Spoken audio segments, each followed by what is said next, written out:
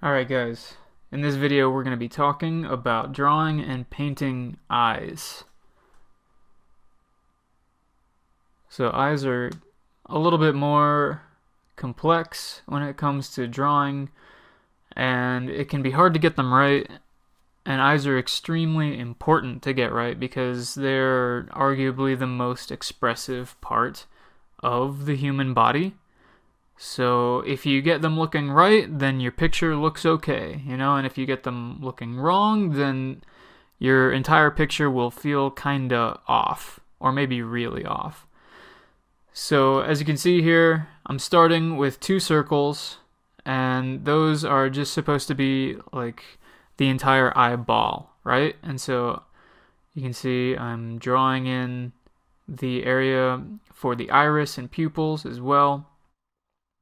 And it's important to have it in your mind that you are drawing something that has structure and that is, fitting into a larger whole. So it's important to understand, at least you don't have to go about drawing the entire eyeball every time, especially once you become a little bit more experienced. But for now, I would say as you're just starting out, make yourself draw the entire eyeball, and then put in the iris, put in the pupils, and so now you can see I'm starting to put in the eyelids, right? And so this is just the very basic form of the eyelids. This isn't exactly how they look, and you'll see in a few minutes how they actually look. But so as you can see, I have drawn the top eyelid covering part of the iris. And if you look at photos, if you look at just someone around you, you'll notice that their iris is partially covered most of the time when they're just in a neutral expression, when they're just looking. And so now I'm going in and I'm refining the actual shape of the eyelid at the top there. And so in a couple minutes I'll give a more visual representation of what I'm doing, more diagrammatical, I guess. So just putting in that top eyelid, you can see there is a more pointed corner to that top eyelid. It's not always that pointed. Sometimes it's a little bit more pointed. Sometimes it's more smooth of a transition. But for the purposes of this drawing, I'm making them a little bit more pointed just so it's more structural looking, I guess. And so you can see that that point, that corner, I guess, is definitely closer to one side than it is to the other. And then from there, it kind of slopes down more gradually. And so here, you can see I'm starting the bottom eyelid underneath the top eyelid. So starting that under there is good, and you don't want to just have both eyelids meet up like two lines in, just meeting up in a corner. That's not what an eyelid actually looks like. So you put it under that top eyelid because that's the way it goes, and you kind of curve it around, and then it reaches back to that tear duct area that I started with the top eyelid. So now I'm going and putting in a middle line, a center line for each of those eyeballs, and you can see very clearly that the center of the eye is not where those corners or those rounded edges are on the eyelids, right? So you can see the top eyelid definitely has more of its corner, its edge on the inner part of the eye, as opposed to the middle or the outer portion. And you can see that the lower eyelid has its more extreme curve on the outside, as opposed to the inside or the center, right? And so I'll just make a little bit more diagram for you here. So there's the center line, and you see there's that corner very definitely on the inside, and there's the other kind of less intense corner, you could say, and it's more on the outside, and it's the same on the other eye as well. And that's important that you should make that distinction, because otherwise it's not gonna look right. It's gonna look kind of uncanny, and you do not want that when you're drawing or painting a person. You don't want them to look, the least bit inhuman, unless that's exactly what you're going for. So another thing that I need to go over with you guys, because I didn't yet, is that the bottom eyelid is not going to cover nearly as much of the iris as the top eyelid will. Sometimes it doesn't cover it at all, and that's fairly normal, and sometimes it'll cover it just a little bit. It really depends on the person. Everyone's eye shapes are going to be different. Everyone looks slightly different, and you just need to learn to, I guess, roll with the punches when it comes to that. So for the purposes of this video, I guess, they're just going to cover that bottom eyelid a little bit. But so now we're going in and we're drawing a side view of an eyeball, right? And so I've drawn this circle, or this rough circle, right, that looks like an eye, and then I've put in kind of a bump on part of it, right? And that is to show the lens of the eye.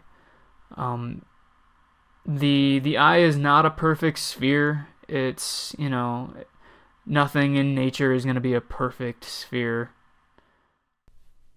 But so the situation with the eye is that it has this lens on it where the iris and the pupil end up being. And this lens helps to take in the light and aim it towards the pupil so that the light can then go inside of the eye. And we'll talk about that in a couple minutes. But so right now I'm drawing in the eyelids that would be on top of this eyeball. And one thing that is important for you to realize about eyelids is that they actually have some surface area.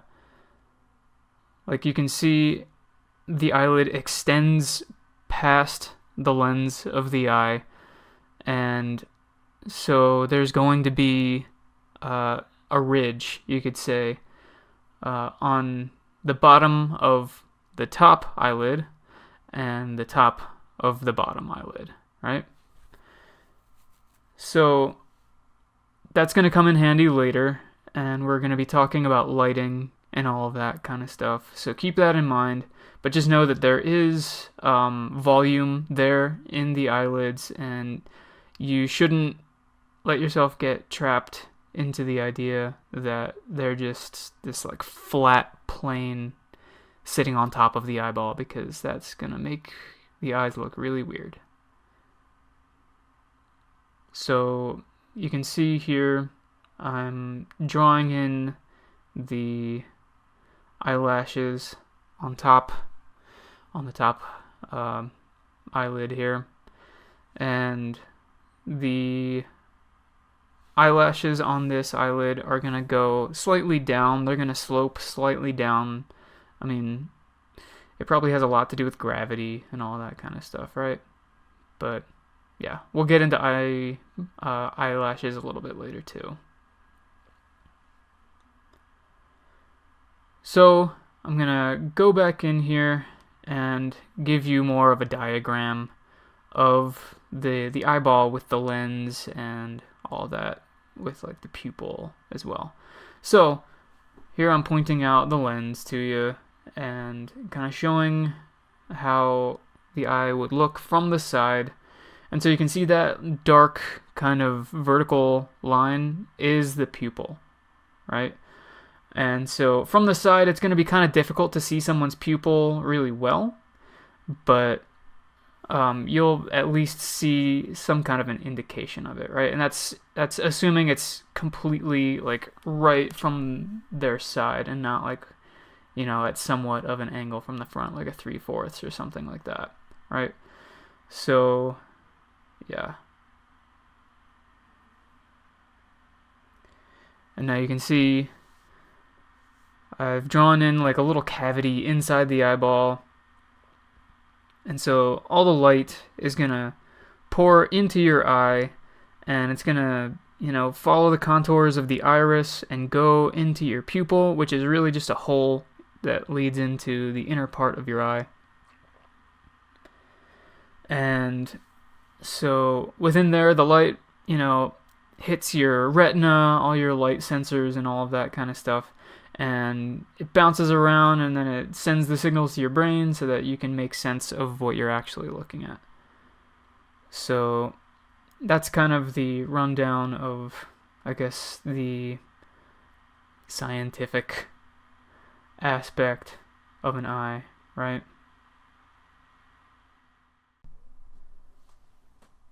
So now what I'm going to do for you guys is I'm going to show you the rundown of information about the iris. And the iris is a really interesting portion of the eye. It's kind of the thing that makes eyes the most interesting looking, right? It's the most variety of eyes comes in the iris.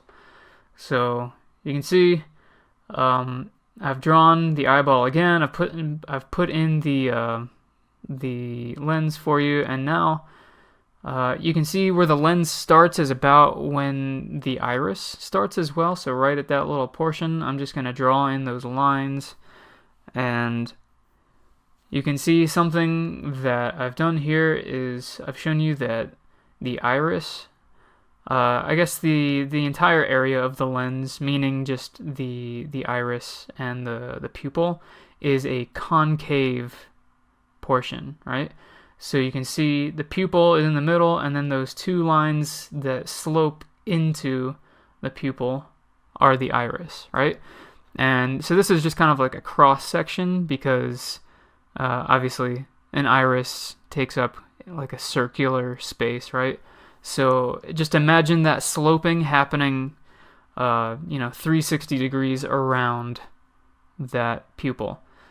And so this presents some interesting things when it comes to lighting, because usually our light sources come from above, right? Like the sun and, lights in a house or something like that are going to be above you usually. And so they are shining their light from above down to below, right?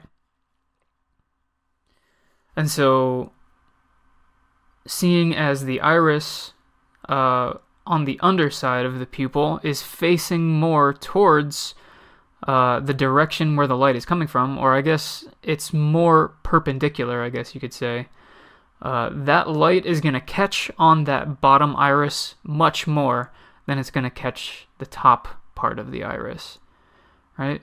So you can see there, less light is hitting that top part of the iris because it's trending closer to being parallel to the direction of the light, and so it's going to be pretty much in shadow. Just because the lens bumps out from the eye does not mean that the top of that lens is right where the iris is, because the iris is inside that lens. There's space between the edge of the iris and the edge of the lens itself. So, yeah, that's something that you're going to need to look out for when you're drawing or painting an eye, because the top portion of that eye is usually, or the top portion of that iris, I guess I should say, is usually going to be in shadow, unless there's a powerful light source coming from below that, is maybe the only light source you have, or is maybe more powerful than any key light. So now I'm going ahead and I'm drawing another example of an eye for you, and you should notice here, I'm putting in eyelashes, so it's a little bit more of a realistic situation.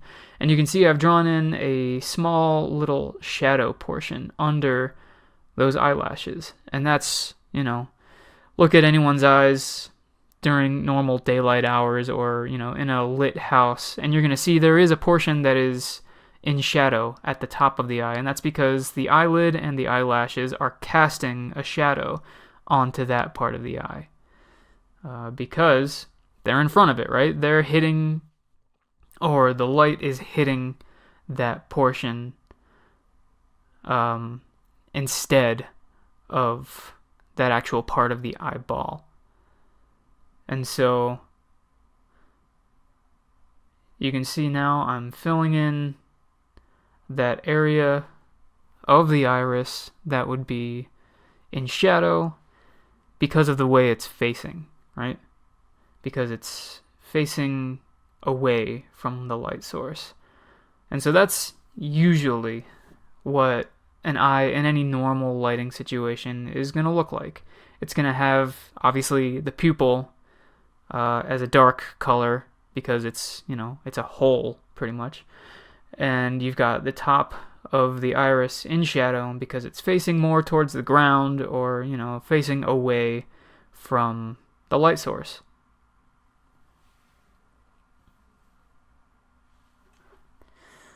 And so the bottom of the iris is going to be hit pretty directly by that light source.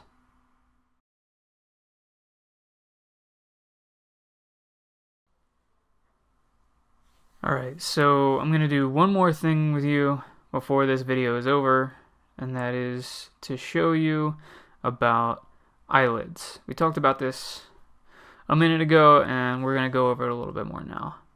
So because the eyelids take up a little bit more space past the edge of the iris and the edge of the eyeball, they have a little bit of surface area that will show up when you're drawing or painting an eye, right? So it ends up showing up like kind of a little lip on the edge. And it's going to be more apparent on the bottom eyelid because there are less eyelashes on the bottom eyelid than there are on the top one, right? You can look at most people and that's going to be the case.